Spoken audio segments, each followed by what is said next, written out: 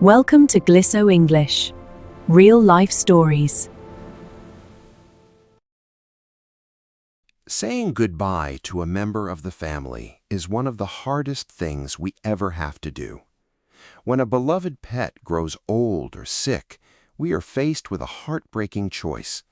How do we know when it's truly time to let them go? And how do we find the right words to explain it to our children?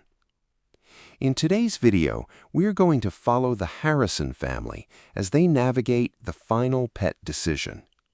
Through their story, we'll explore the real-life phrases, difficult conversations, and emotional vocabulary we use when dealing with grief, medical realities, and saying goodbye in English.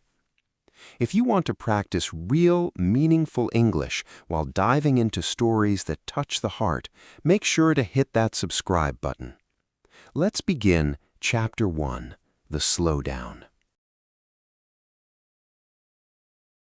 The kitchen was quiet, save for the hum of the refrigerator and the soft, heavy breathing coming from the corner. Mark stood by the counter, staring at the untouched food in Buddy's bowl. For 13 years, the golden retriever had never skipped a meal. In fact, he usually devoured his food the second the kibble hit the metal. Sarah walked in, wiping her hands on a dish towel. She looked at the bowl, then at Mark. Her chest tightened. "He didn't eat?" she asked softly. Mark shook his head, looking toward the living room rug. Buddy lay there, his golden muzzle now almost completely white. He didn't lift his head when Sarah entered. A year ago, he would jump up to greet them, his tail thumping against the wall like a drum. Now he barely managed a weak wag.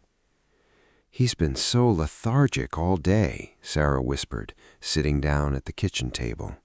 "When I tried to take him for his afternoon walk, he struggled to get up. He took 3 steps outside and just sat down on the porch." Mark sat next to her, covering her hand with his. "He's showing serious signs of aging, Sarah. It's not just a bad day anymore. The arthritis medication isn't keeping the pain away." They both looked toward the hallway as the sound of footsteps approached. 7-year-old Maya ran into the kitchen, holding a colorful drawing. "Look what I made for Buddy," she cheered. Mark quickly forced a smile, hiding the heavy worry in his chest. The real-life problem was staring them in the face. But how could they explain this to the kids? The waiting room at the veterinary clinic was usually a loud place, full of barking dogs and energetic puppies. Today, however, it felt completely silent to Mark as he sat on the bench, gently stroking Buddy's soft ears. Buddy lay flat on the cool linoleum floor, his breathing shallow and heavy. When the assistant called their name, Mark had to carefully slip his arms under Buddy to help the old dog stand up. Inside the examination room, Dr. Evans examined Buddy thoroughly, checking his heart, his joints, and his eyes. The vet's expression was serious, and Mark felt a familiar knot of anxiety tighten in his stomach. Dr. Evans sighed gently, turning off his small penlight and stepping back from the table. "I have the results of the blood work from last week, Mark," the vet said softly. "Buddy's liver and kidneys are beginning to fail, which explains why he has been so lethargic and refusing his food." Mark swallowed hard, looking down at his loyal friend. "Is there a different medication we can try? Anything at all?" Dr. Evans placed a compassionate hand on Mark's shoulder.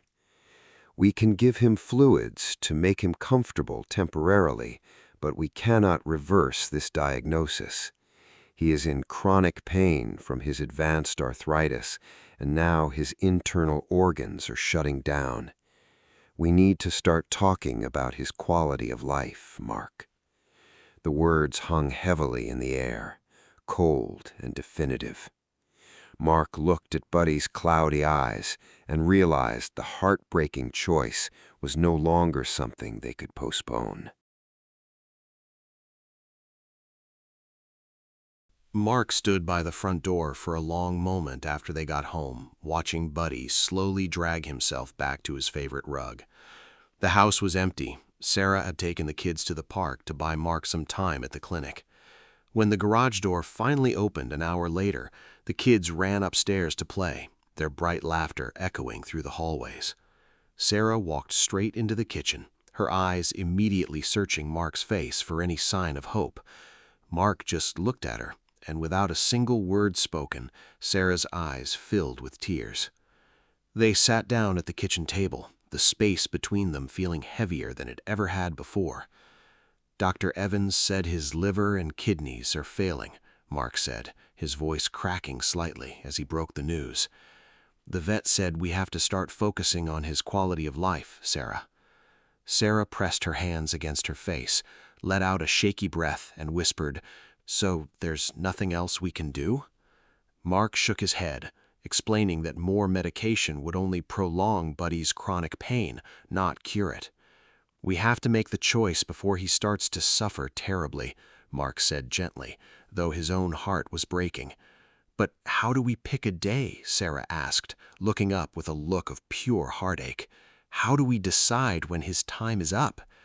They sat together in the fading afternoon light, trapped between the desire to hold on and the duty to let go.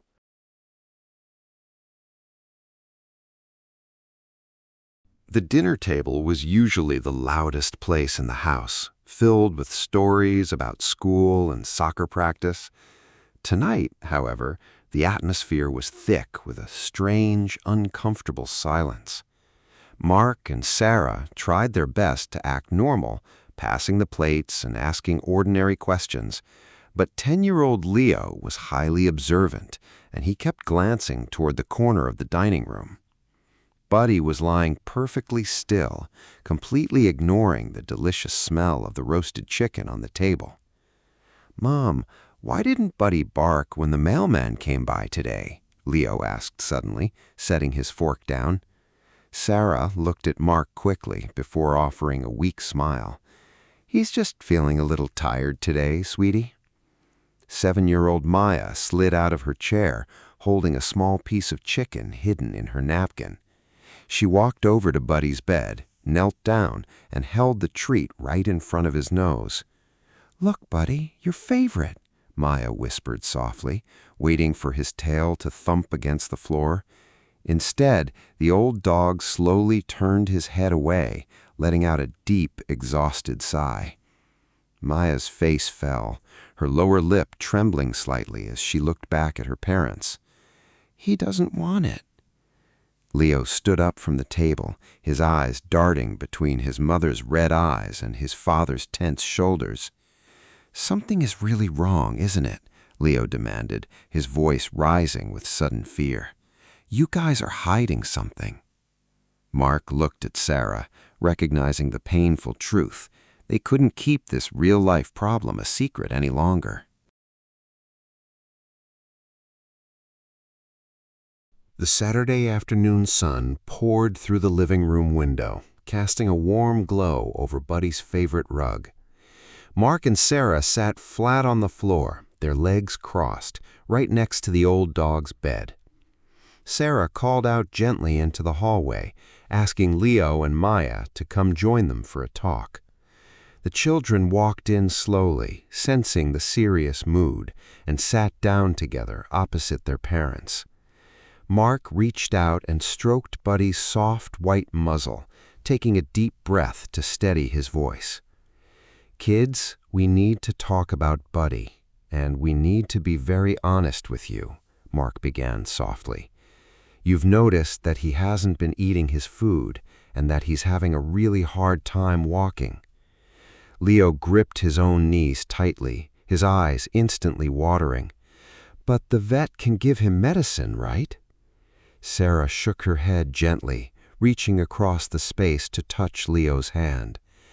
"We took him to Dr. Evans, and the doctor explained that Buddy has a terminal illness, Sarah said, using clear, true words. His body is wearing down because he is very old, and the medicine cannot fix his organs anymore.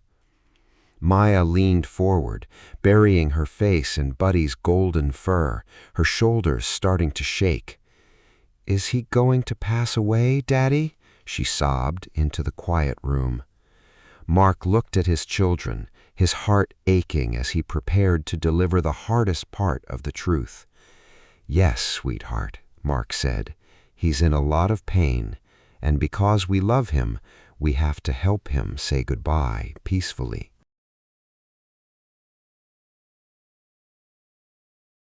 The silence in the living room shattered instantly as the heavy reality sank into the children's minds. Maya cried openly, her small hands gripping Buddy's collar as if she could hold him back from leaving. "Is it my fault?" she sobbed, looking up at Sarah with big tear-filled eyes. "I forgot to walk him last Tuesday because I wanted to play video games, and I let him run too fast." Sarah immediately pulled Maya into a tight hug, rocking her back and forth.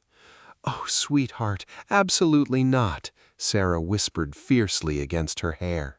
"This is nobody's fault.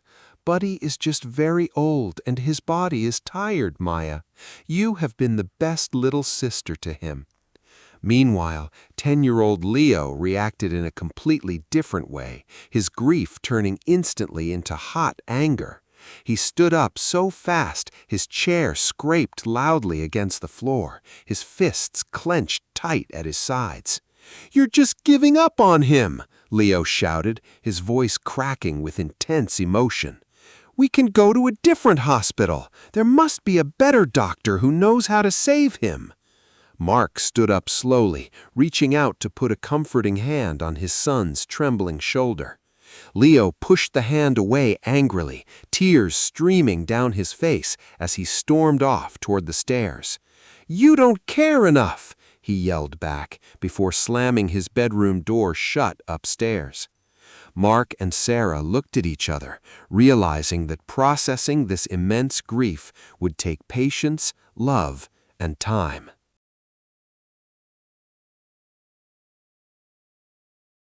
By Saturday evening, the heavy storm of anger had passed, leaving a quiet, gentle sadness in the house. Leo had come downstairs, his eyes red and swollen, and apologized softly to his parents for shouting. Mark pulled his son into a tight embrace, telling him that being angry was a perfectly normal part of grieving. "Since we only have a few days left before the vet comes," Sarah suggested, "let's make them the best days ever." They decided to create a special bucket list for Buddy, filled with all his favorite real-life pleasures. Because he couldn't walk to the park, Leo and Maya decided to bring the beautiful park inside to him. They gathered fresh green grass, bright yellow dandelions, and crunchy autumn leaves from the yard. They scattered them gently around Buddy's bed so he could smell the fresh open air he loved so much. For dinner, Mark cooked a special juicy steak, cutting it into tiny, easily digestible pieces. Maya fed him the warm meat piece by piece, laughing through her tears as Buddy licked her fingers clean. They spent the entire evening sitting on the floor, sharing funny stories about his puppy days. They took beautiful family photos, making sure to capture the peaceful, loving look in Buddy's eyes. As the night ended, the children kissed his white forehead, slowly beginning to accept the difficult reality. They were learning to cherish these last precious moments, holding on to love, even as they prepared to let go.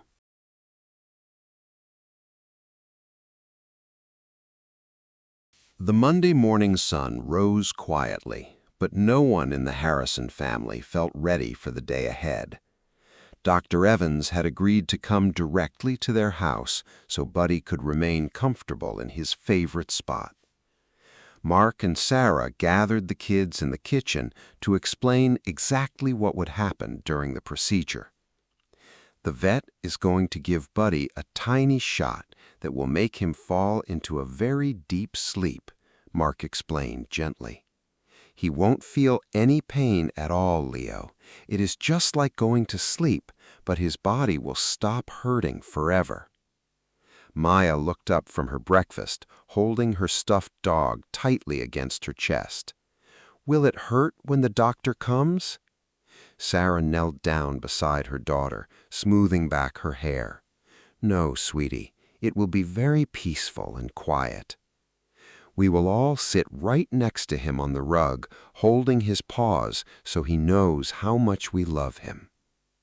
Leo nodded slowly, his initial anger completely gone, replaced by a quiet, mature determination to be brave for Buddy. They checked the living room one last time, making sure Buddy's favorite soft blanket was spread out neatly. Buddy lay there peacefully, resting his head on his paws, looking up as if he understood the family's gentle care. When the doorbell finally rang at 10 o'clock, a heavy silence fell over the entire house. Mark took a deep, steadying breath, opened the front door, and welcomed Dr. Evans inside. The moment had arrived, and the parents held hands tightly, preparing to guide their children through the final farewell.